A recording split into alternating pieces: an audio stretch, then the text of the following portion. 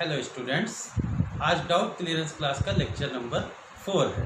बेटा इस लेक्चर में कल तक मुझे जो भी क्वेश्चन मिले हैं उनके जवाब मैं दे रहा हूँ। इस लेक्चर में जो क्वेश्चन मैंने पुटअप किए हैं या जो क्वेश्चन आपने भेजे हैं वो इस प्रकार हैं कि ज़्यादातर डाइजेशन एंड एब्जॉर्प्शन से क्वेश्चन पूछे गए हैं और कुछ question breathing and exchange of gases से पूछे गए। मुझे ये जानकर बहुत खुशी हो रही है बेटा कि आप लोग हर चैप्टर को हर दिन अच्छे से पढ़ते हैं और क्वेश्चन मुझे भेज रहे हैं। इसका मतलब यही तो हमें जीत दिलाएगी एक दिन, और नीट 2020 को हमें अच्छे से करके आना है। हमारी और आपकी मेहनत जरूर रंग लाएगी बेटा।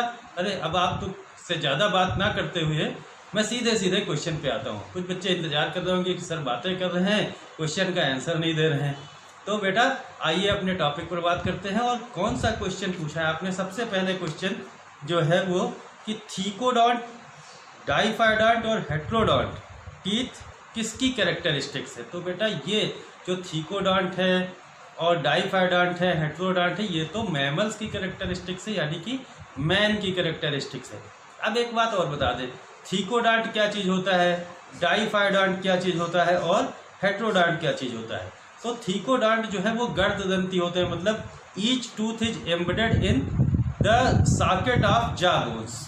इसका मतलब जॉ बोन्स का मतलब मैक्सली और मैंडिबल्स है, उसके अंदर होते हैं। दूसरी चीज़ जो डाइफाइडॉन्ट का मतलब होता है, 2 sets of teeth are present in human beings, है ना, 2 सेट्स पाए जाते हैं। इसका मतलब होता है कि कौन कौन सेट? एक तो होता है मिल्की टीथ और दूसरे सेट को हम कहते हैं परमानेंट टीथ। मिल्की टीथ को हम डेसिडुअस टीथ भी कहते हैं और परमानेंट टीथ को हम एडल्ट टीथ भी कहते हैं।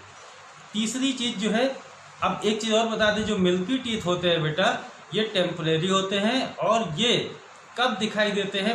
इन्फेंट के अंदर फ्रॉम 11 मंथ टू 6 ईयर्स। जबकि परमानेंट टीथ जो होते हैं वो milky teeth is replaced in permanent teeth और जो है ये दिखाई देते हैं 6 साल के बाद, यानी 6 years to onwards.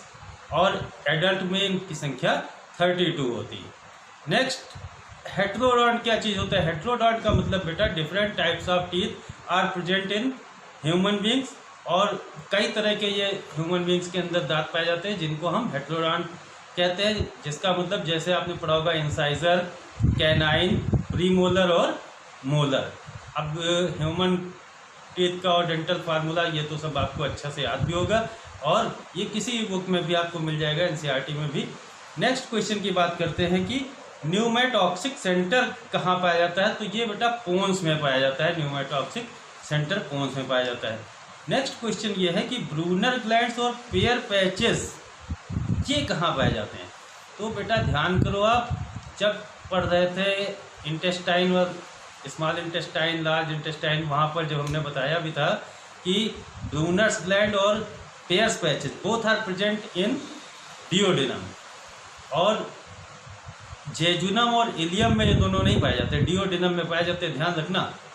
Next question, एक चीज़ और बता दें अगले क्वेश्चन से पहले कि जो ब्रूनर होता है, ब्रूनर ग्लैंड्स, ये सब म्यूकोसा रीजन ऑफ डिओडिनम में होते हैं और ये सिक्रीशन जो करता है वो केवल म्यूकोसा का ही सिक्रीशन करता है। नेक्स्ट क्वेश्चन जो है ये बेटा कि हिपैटोलॉजी किसको कहते हैं? तो लीवर की स्टडी को हम हिपैटोलॉजी कहते हैं। हिपैटोलॉजी का मतलब लीवर की स्टडी। अच्छा, ये इंपॉर्टेंट क्वेश्चन लग रहा है मुझे, हो सकता है। और क्या है कि कुफर सेल्स किसको कहते हैं?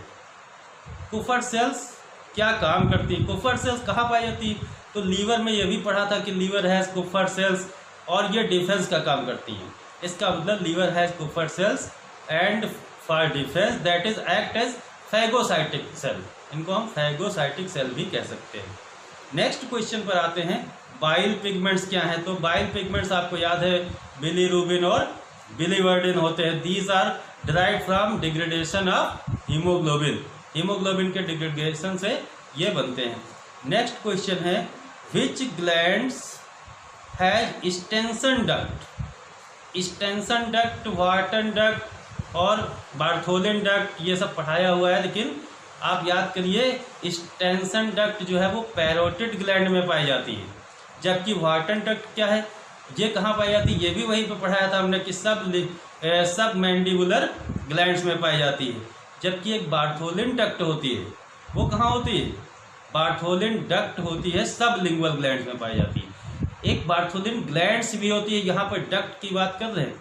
कभी कभी एग्जाम में क्वेश्चन आ जाएगा तो बार्थोलिन डक्ट और बार्थोलिन ग्लैंड्स दोनों को कोई मतलब अंतर है, तो क्वेश्चन को बेटा हर क्वेश्चन को बार बार एक दो बार पढ़ के तब उसका आंसर करिएगा। जैसे बार्थोलिन ग्लैंड्स अगर लिखा हो डक्ट की जगह पर, तब तो वो कहाँ पाई जाती है, वो ह्यूमन फीमेल्स में पाई जाती है, वेजाइना में, वेजाइनल ओरिफाइस के दोनों तरफ पेयर्स में पाई जाती है।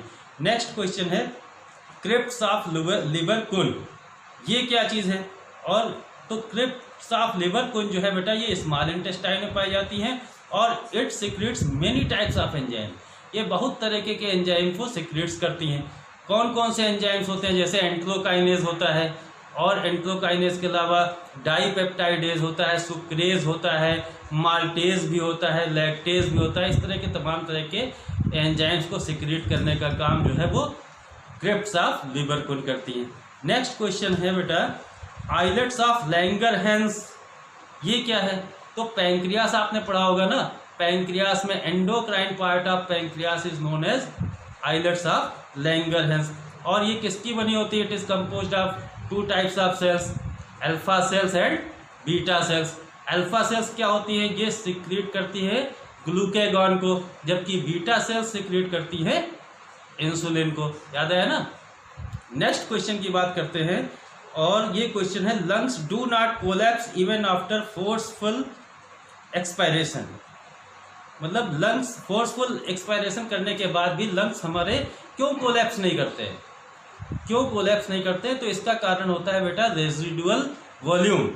रेजिडुअल वॉल्यूम क्या होता है? Volume of air left inside the lungs after the forceful expiration. Forceful expiration के बाद भी जो एयर हमारे लंग्स में बची रहती है उसको हम रेजिडुअल वॉल्यूम कहते हैं, और ये तकरीबन जो है 1100 से 1200 ml ऑफ एयर होता है। ठीक है ना बेटा? इसके बाद जो क्वेश्चन आपने हमसे पूछा है वो बेटा पूछा है कि क्लोराइड शिफ्ट क्या कहते हैं, और इम्पॉर्टेंट ये सर कुछ बच्चे कह रहे थे कि सर क्लोराइड शिफ्ट एनसीईआरटी में समझ में नहीं आ रहा थोड़ा सा, लेकिन और है भी नहीं, लेकिन एमसीक्यूज की बुक्स में हमने देखा क्लोराइड शिफ्ट से भी क्वेश्चन आया है। तो बेटा क्लोराइड शिफ्ट जो है उसके लिए आपको मैं एक दे रहा हूँ स्क्रीनशॉट, और ये देखिए, इसको नोट कर लीजिए, फिर मैं इसको समझाता हूँ कि क्या चीज़। हाँ, तो स्क्रीनशॉट ले लिया होगा बेटा, समझ में आया कुछ? देखते हैं क्या लिखा है। Most of the bicarbonate so formed in the erythrocyte shift out through transporter, मतलब सीधा सा है कि मोस्ट ऑफ द बाइकार्बोनेट जो आरबीसी में बने हैं, आरबीसी में बनते हैं, उनको ट्रांसपोर्टर से बाहर करना होता है, और ये होता है एंटीपोड से। This is an antipode. Antipode का मतलब एक आयन जब हम अंदर भेजेंगे तो बदले में दूसरा आयन बाहर जाएगा। पढ़ा है ना? सिम्पोड, सिम्पोड क्या चीज़ होता है कि जब दोनों आयन एक साथ मूव करें, और यूनिपोड, यूनिपोड का मतलब जब एक अकेला आयन मूव करता है। तो ये तो आयन के मूवमेंट की प्रोसेस है, यूनिपोड, सिम्पोड और एंटीपोड। तो यहाँ पर एंटीपोड काम करेगा। आगे क्या लिखा है? Which influxes one ion of chloride for every ion of bicarbonate shifting out. और ऐसा इसलिए होता है बेटा कि मेम्ब्रेन के आर पार इलेक्ट्रिकल जो पोटेंशियल है उसमें किसी प्रकार का व्यवधान ना हो, इसीलिए ये होता है। तो क्या है कि आरबीसी के अंदर जैसे ही बाइकार्बोनेट आयन बनते हैं उसको आरबीसी से बाहर प्लाज्मा में भेज दिया जाता है, और उसके बदले एंटीपोड से क्लोराइड आयन अंदर ले लिया जाता है।